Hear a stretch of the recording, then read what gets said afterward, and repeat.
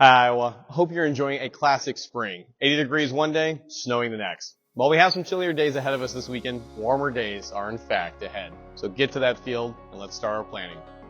With that optimism in mind, I'm going to take this video in a little bit of a different direction.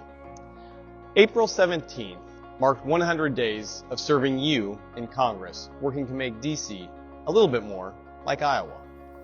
Before I dive into what we've accomplished in that time, I wanted to take a moment and say thank you to each and every one of you, our community businesses who open their doors to us, to every farmer who shared their concerns on what we need for a strong farm bill, and to every nonprofit group that has walked into our office and shared their passion to ensure we are moving good legislation forward, and importantly, to each and every one of you who've reached out to us. Thank you. It means the world, and that's how we're your voice. Iowa is a special place, and I'm honored to have the opportunity to serve as Iowa's fighter in Congress.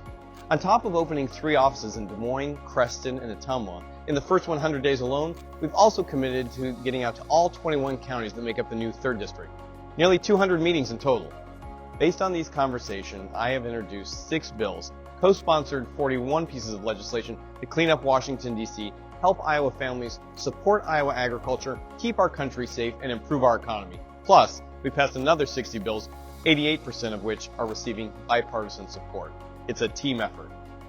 On the Agricultural Committee, we have worked in a bipartisan way to hold the EPA accountable when it comes to making E15 available year-round, to improve rural broadband across our state.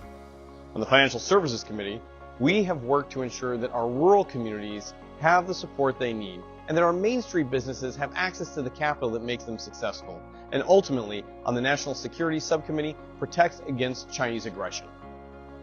We've passed legislation to make America more energy independent, to support our law enforcement, to combat Chinese aggression and to tackle inflation, to strengthen our schools, and so much more for our families and parents. We're not slowing down.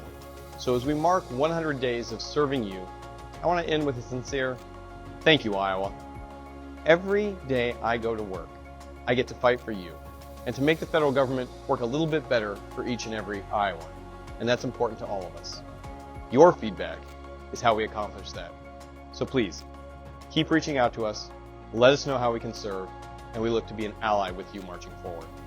Thank you again, Iowa. I'm honored to represent you in this hallowed hall and be your servant.